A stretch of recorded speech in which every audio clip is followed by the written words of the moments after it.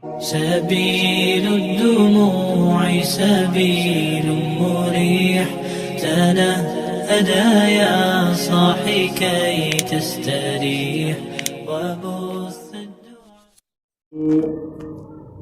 وبشر العيدين الفطر والأضحى ويدخل وقت هذا الغسل بنصف الليل. Sadaqallahul adzim. Para jamaah kaum muslimin rahimakumullah. Pertama dan yang paling utama, marilah kita panjatkan puja kali puji kehadirat Allah Rabbul Izzati, Zat yang telah memberikan beraneka ragam nikmatnya kepada kita semua, terutama nikmat iman wal Islam, nikmat sehat panjang umur. Karena dengan nikmat tersebut kita dapat kembali berkumpul guna menjalankan, melaksanakan kewajiban kita sebagai umat muslim, yaitu thalab ilmu. Mudah-mudahan kita termasuk golongan yang senantiasa yasma'u qaulal ulama, golongan orang-orang yang senantiasa ingin mendengarkan nasihat-nasihat daripada ulama. Karena kalau saya buka sedikit, ada satu riwayat di zaman Abu Bakar Siddiq, salah satu sahabat Nabi, sahabat yang merangkap mertua. Sahabat Nabi ada 4, Pak. Abu Bakar Siddiq, Umar, Utsman, dan Ali. Nah, salah satunya Abu Bakar Siddiq, orang tua merangkap mertua. Orang tua, Pak. Jadi kita dalam lingkungan masyarakat harus ada orang tua.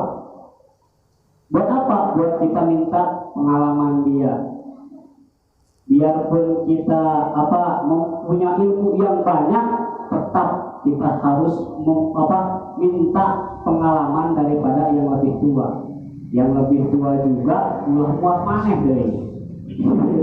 Mentang-mentang kolot sombong.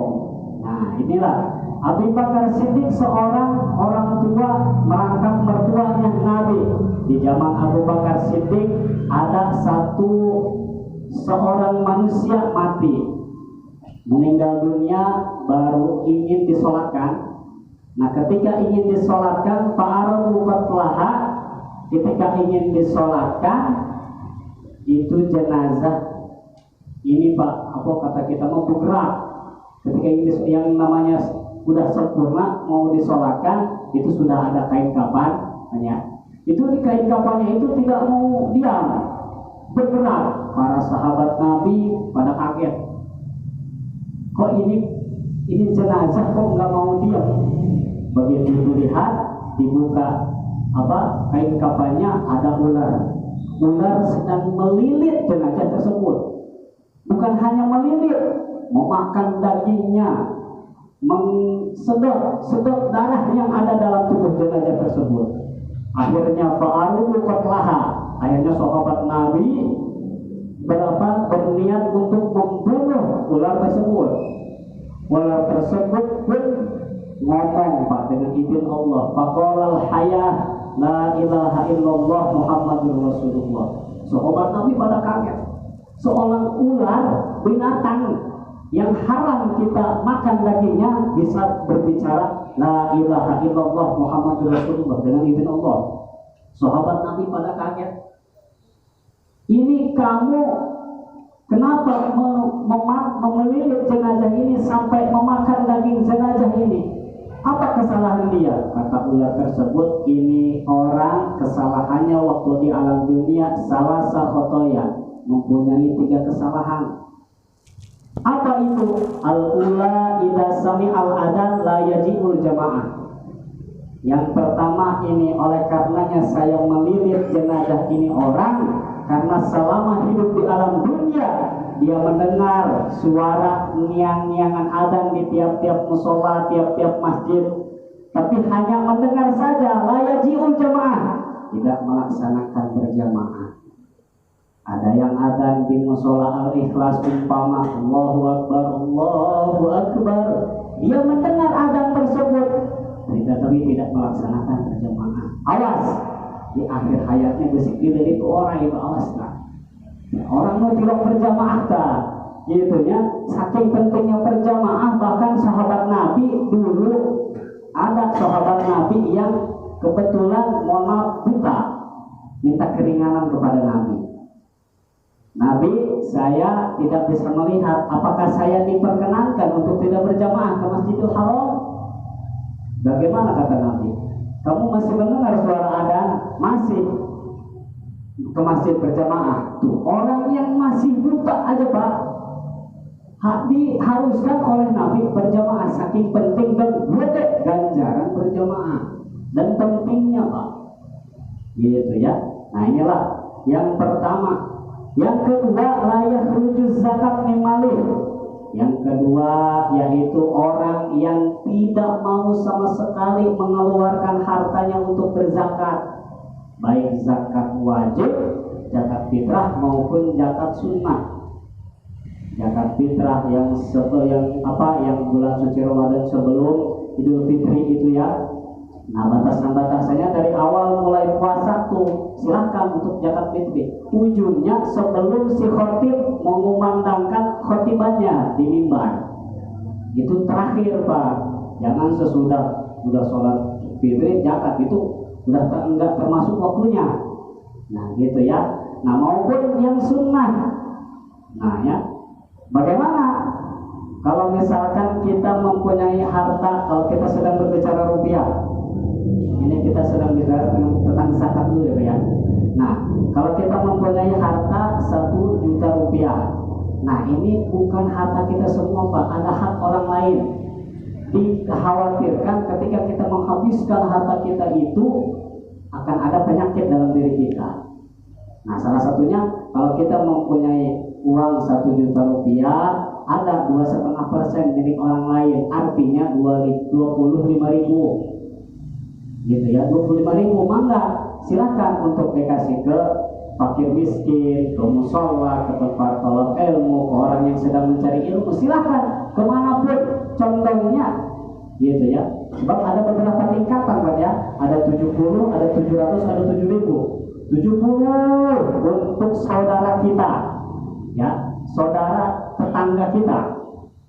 Kita mempunyai tetangga miskin, nah itu pahalanya dibalas oleh Allah 70 kali lipat. 700 kita memberikan ganjaran kita balasan untuk orang yang sedekah, sedekah ke saudaranya yang miskin. Saudaranya yang miskin, baik yang dekat maupun yang jauh, itu dibalasnya 70 kali lipat Pak. Berarti kita ketika memberi 10.000 itu bakal dibalas 700 kali lipat. Ada yang lebih gede, 7.000 kali lipat. Kepada siapa? Kepada orang yang sedang berjuang di dalam agama Allah, orang yang sedang mengajar agama Allah, orang yang sedang tolak ilmu di jalan Allah, artinya santri dan kiai. Itu ketika kita sedekah kepada golongan tersebut dibalas oleh Allah 7.000 kali lipat. Gitu ya. Nah inilah layak rujuz zakat min malihi, orang yang tidak mau sama sekali mengeluarkan zakatnya di dalam hartanya. Alhamdulillah. Yang terakhir, orang yang orang yang dililit pada manusia ini karena dililit oleh ular di akhir hayatnya, yaitu kesalahannya la yasma'u qaulal ulama. Seumur hidupnya tidak pernah sama sekali ingin mendengarkan nasihat-nasihat ulama. Rumah dekat musola, di musola tersebut ada taklim. Haram najis mereka musola aja. Haram najis bila wasapan mereka bisa kabar. Nah, malahan ngayawaan deh. Hewa haram ngaji. Gua aneh nih, gua maghrib jadi ayah baik. Nah, gua tak hewa. Awas. Lain diri ya sama dihakan gitu ya. Naudzubillah min dzalik. Nah, mudah-mudahan kita tidak termasuk kepada golongan yang 3 tersebut. Gitu ya. Salawat beserta salam yang makrunan ditakdim semoga senantiasa Allah curah limpahkan kepada baginda Rasulullah Muhammad sallallahu alaihi wasallam, kepada keluarganya, kepada sahabatnya, termasuk kita semua selaku umatnya yang senantiasa istiqomah berusaha dan berupaya menjalankan atas segala syariat-syariatnya. Para bapak, para jamaah rahimakumullah, dalam satu pasal ini kita akan menjelaskan tentang mandi-mandi yang disunahkan. Ada mandi wajib, ada mandi sunnah. Mandi wajib, nah sudah saya jelaskan bab-bab yang sudah kita lewat, bahwa ketika kita ada beberapa faktor kita diwajibkan untuk mandi adus gitu ya, kata bahasa Jawanya mandi besar, mandi junub. Nah ya, ketika kita mengeluarkan air mani itu wajib kita untuk melaksanakan adus gitu ya, itu adus yang wajib gitu ya. Ketika mohon maaf kelamin kita gitu ya bertemu dengan berkelamin yang lainnya, nah itu diwajibkan adus meskipun tidak keluar mani. Nah begitu pun sebaliknya, yang keluar mani meskipun tidak dimasukin ke hasyafah gitu ya, nah itu diwajibkan mandi. Nah ini mah sunah-sunahnya, iktisalatil masnunah sab'ata asyara.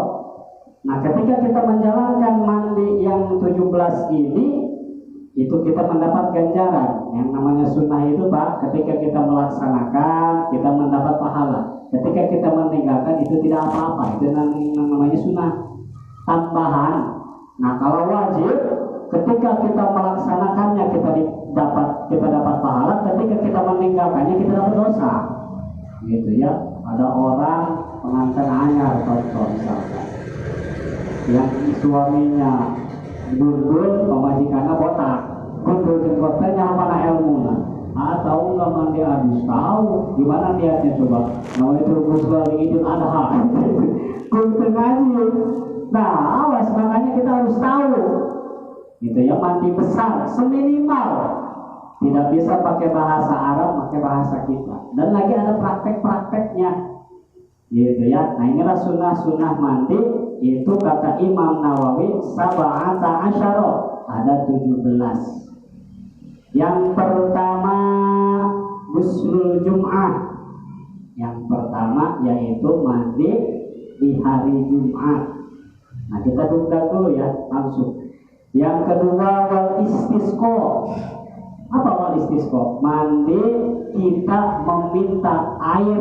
Di sini air tolbus sukya, meminta hujan intinya. Yang kedua, yang ketiga wa ghuslul idain, lebaran 2 gitu ya, mandi adus lebaran 2, lebaran Idul Fitri dan Idul Adha. Yang seterusnya yaitu wal khusuful qamar, mandi ketika melihat gerhana matahari dan gerhana bulan. Mana lagi wal ghuslu min ghuslil mayyit, kita sunnah mandi ketika kita selepas memandikan mayit. Nah nanti diterangkannya di terakhir ya Pak ya, ini diutak dulu aja. Wa ghuslul kafir kita aslama, yang seterusnya yaitu mandi sunnah orang kafir ketika masuk Islam. Apalagi wa ghuslul majnunu wal ma'aleh kita afaqo, sunnah mandinya untuk orang yang tadinya gila, yang tadinya pingsan, yang tadinya ayan dan sebangsanya. Nah ketika dia sudah sadar, itu disunahkan adus mandi. Mana lagi wal ghuslu indal ihram, mandi ketika melaksanakan ihram di Makkah. Nah ini para haji mau udah pada berangkat tuh ya. Mana lagi wal ghuslu lidukhuli Makkah. Nah tidak sejauh itu, masuk ke Masjidil Haram, masuk ke Makkah itu disunahkan adus gitu ya. Wal wukuf di Arafah, dan wukuf di Arafah, walil mabiti di Muzdalifah, dan di Muzdalifah, walil romal jamar, dan melempar jumroh 3 kali. Wal ghuslu litawaf, dan yang terakhir yaitu sunnah mandi ketika melaksanakan tawaf. Nah inilah sunnah mandi, ada 17 banyak ya. Nah coba kita bahas yang pertama. Yang pertama yaitu ghuslul jum'ah, mandi di hari Jumat, di hadriha, karena ingin menghadiri sholat Jumat. Waktihi yaitu minal fajri sodik, waktunya itu dari fajar sodik, Pak. Bukan hanya kita misalkan pahamnya harus dulu sebelum sholat Jumat dong, sebelum mandi, bukan itu. Dari awal mula kita bangun sebelum sholat subuh itu sudah diwajibkan, Pak, subuh Jumat itu. Nah, ketika kita melaksanakan itu diniatan, itu batasnya, Pak. Bukan malamnya, bukan malam Jumat, melainkan waktu hari Jumat. Nah, sebelum subuh, sesudah subuh, waktu duha, pokoknya waktu hari Jumat itu sebelum melaksanakan sholat Jumat itu disunahkan halus. Bagaimana niatnya? Nawaitul uslal yaumil Jumat. Cukup.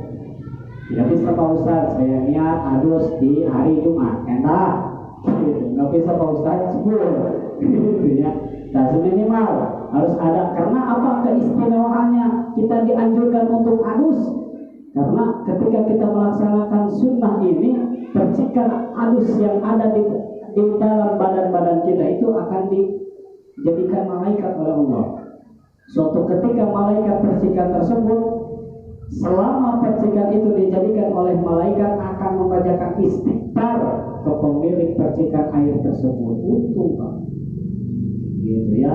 Apalagi yang udah kerja berat, keringet di mana-mana, mau ngisi Jumat, itu mandi acan, air kabur waktu, mau besan, Pak. Disunahkan pada ketika mandi ya khudu zinatakum inda kulli masjid. Diharuskan ketika kita berangkat ke masjid, artinya berangkat Jumat, itu bagus ke pakaiannya, gitu ya.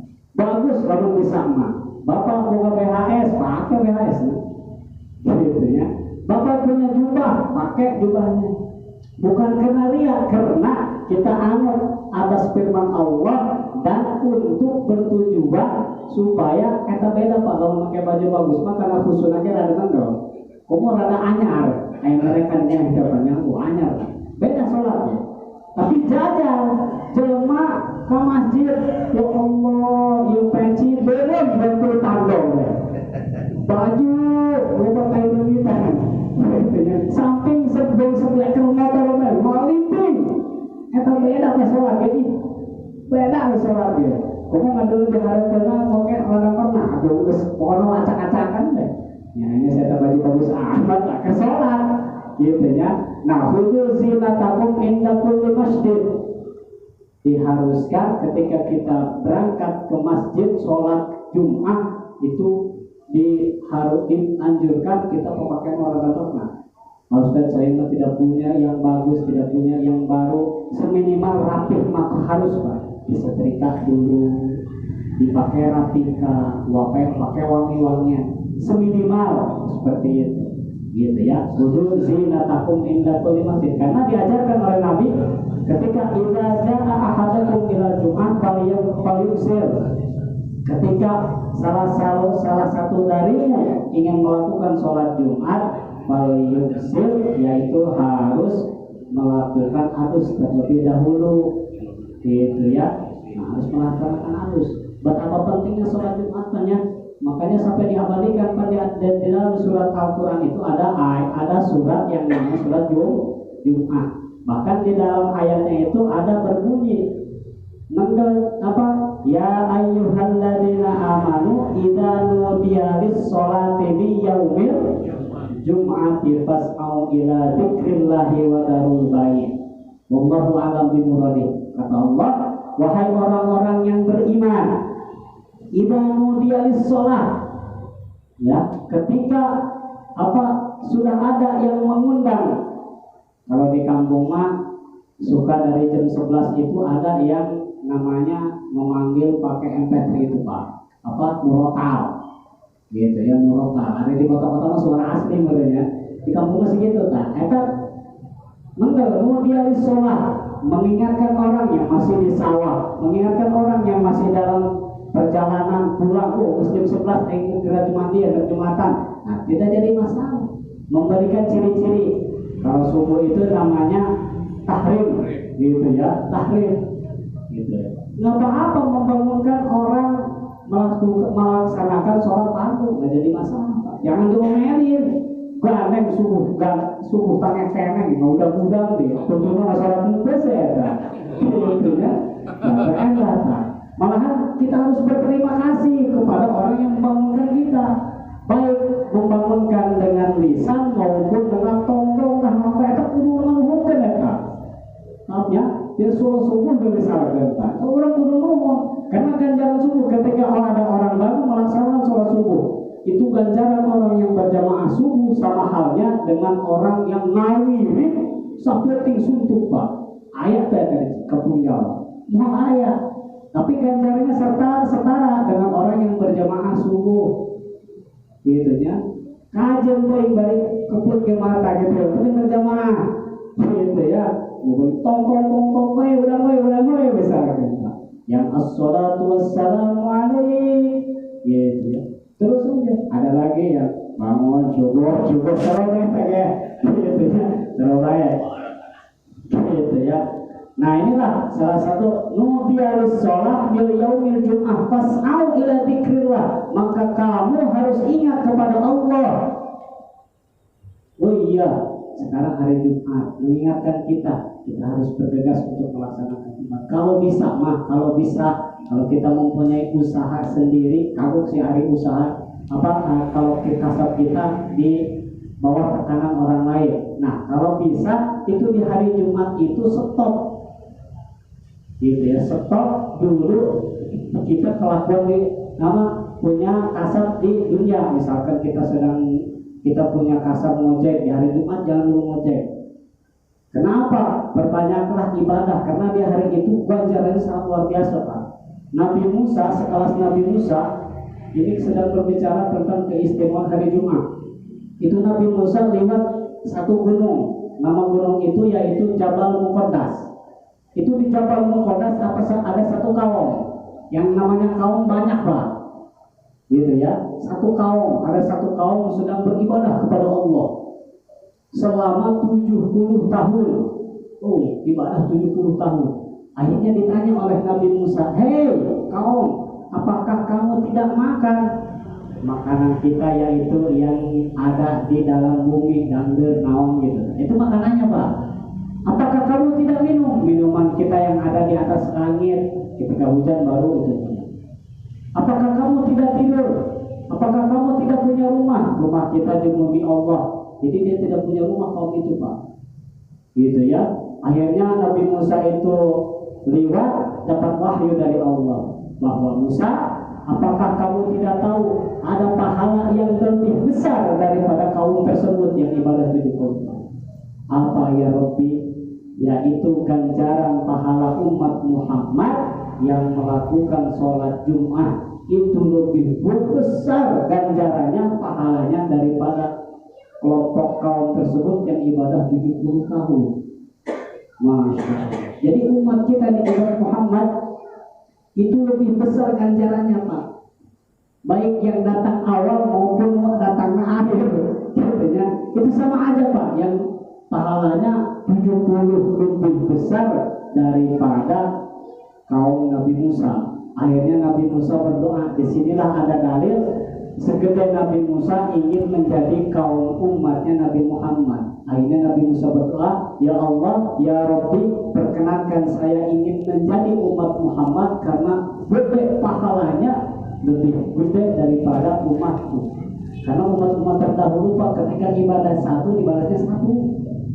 Umat Nabi Isa, Nabi Musa, Nabi Ibrahim, Nabi Nuh, Nabi Adam, itu ketika melaksanakan ibadah kepada Allah, ibadah satu dibalas satu, ibadah dua dibalas dua, dan seterusnya. Tapi ketika melakukan kezaliman itu langsung ditokcer hari takeneh Pak.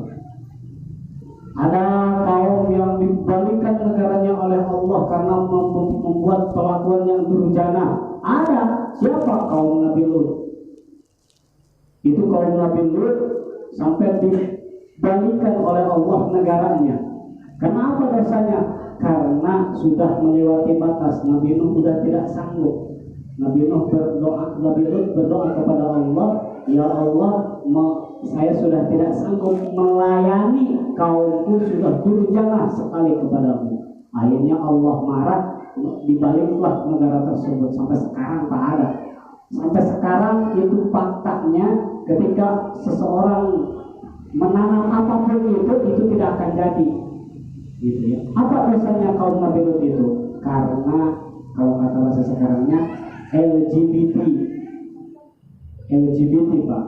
Yang laki demen sama yang laki, yang cewek demen sama yang cewek, gitu ya. Nah, saya jabarkan nih supaya Bapak punya wawasan dan supaya bisa menjaga anak turunan kita supaya jauh daripada sikap tersebut. Alhamdulillah.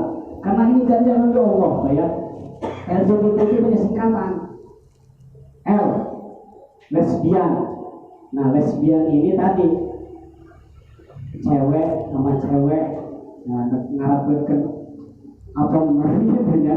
Nah, terus dia gay itu cowok dengan cowok, gitu ya. Terus LGBT, bisek.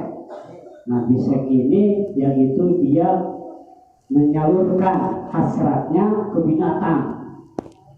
Itu kemarin kan seperti orang yang kawin dengan kambing.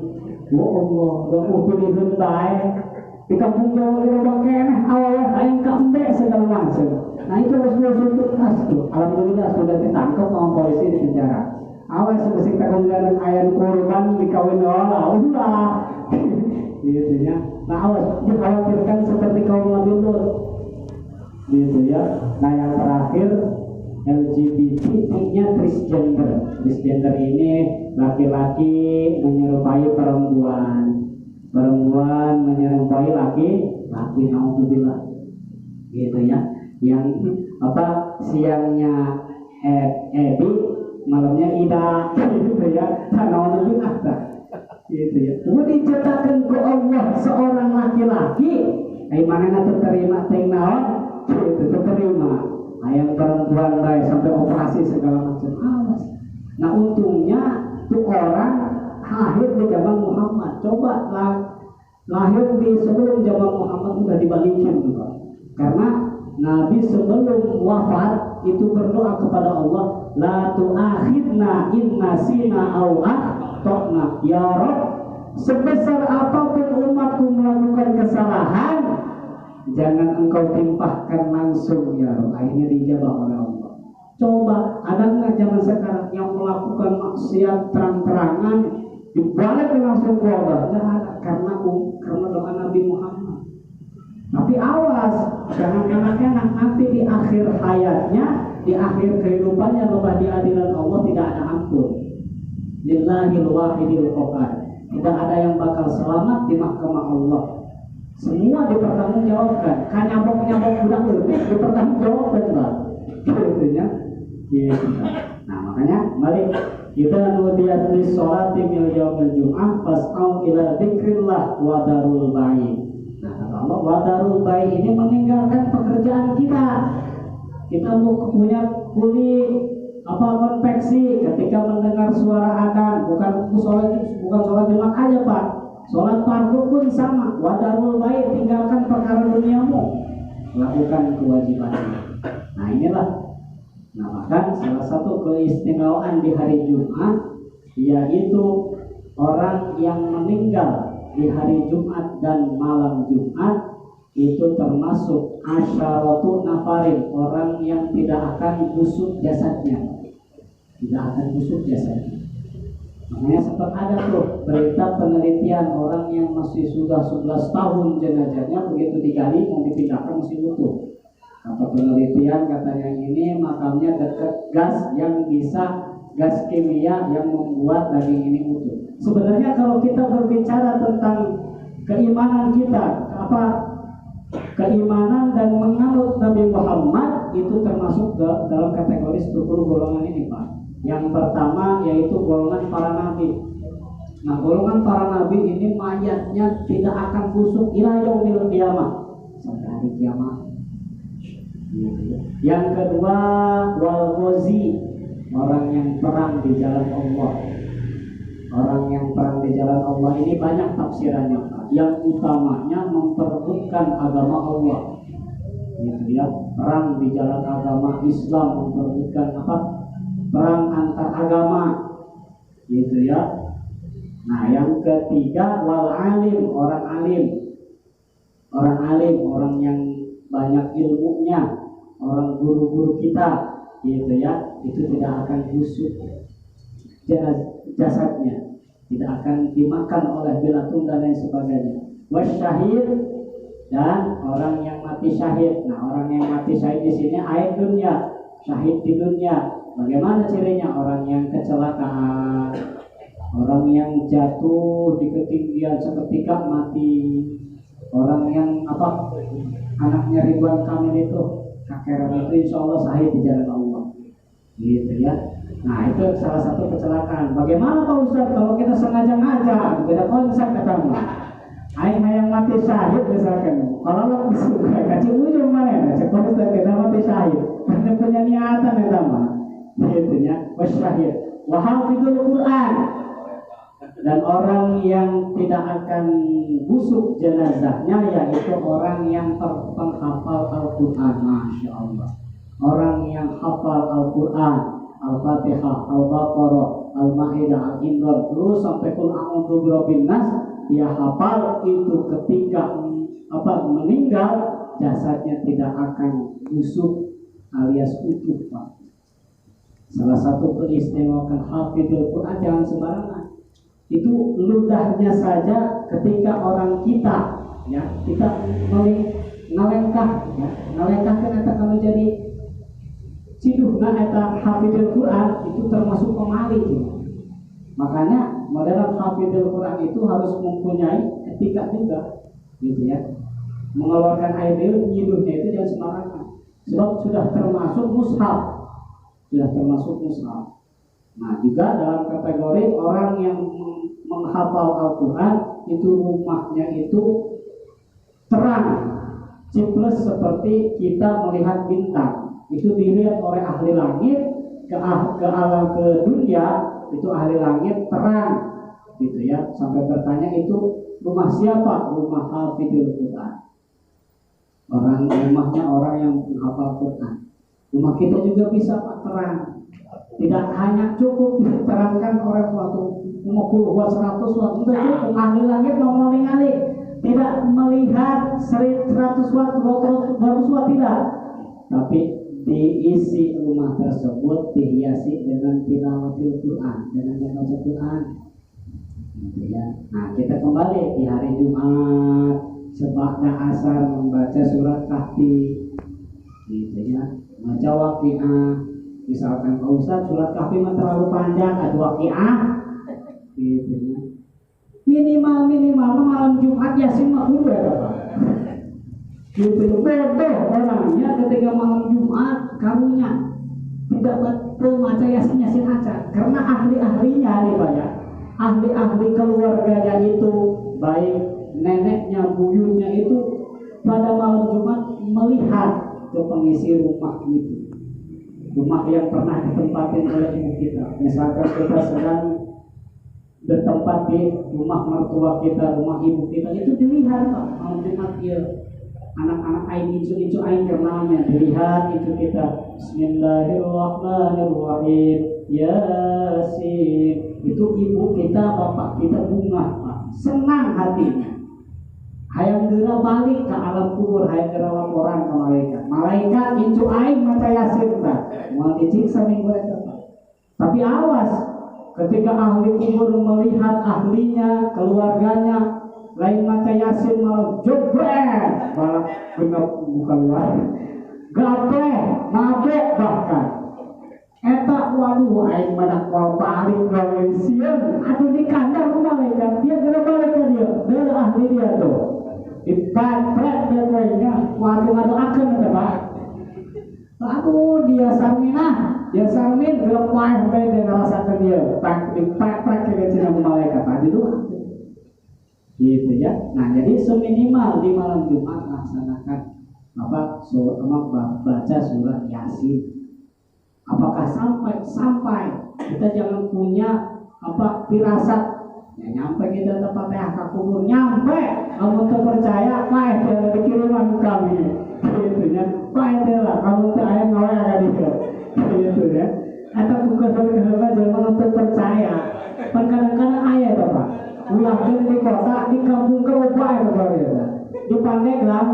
kesudahan untuk berkembang di Pandegan sudah ada pondok pesantren yang alirannya Syiah. Ini Syiah itu lebih ini ya, lebih apa? Lebih bisa bahkan mengkafir-kafirkan orang yang selain dia, Pak. Alhamdulillah. Ini bahasa kita harus kita utarakan, terus utarakan. Tapi kan salah satunya itu Pak, dikhawatirkan seperti ada kasus Ahmadiyah tuh Pak ya. Ahmadiyah oleh karena sekarang sudah alhamdulillah sudah diruntuhkan oleh Allah. Karena apa kebejadannya itu dia ada sampai yang mengaku nabi. Gitu ya Ahmadiyah itu Pak. Kaumnya itu ada yang mengaku nabi sampai ketika orang yang ila hadrati Syekh Abdul Qadir Jailani bahwa kafirun.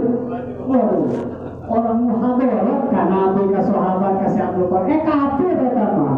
Mau ayat sih, wow, ada kitabnya Pak, tapi alhamdulillah mulai diruntuhkan. Makanya ini kan perkataan ini apa tausiah seperti harus kita kumandangkan. Karena apa? Dikhawatirkan ketika orang-orang kita sunnah wal jamaah sudah diam nanti dikuasai oleh ahli Syiah.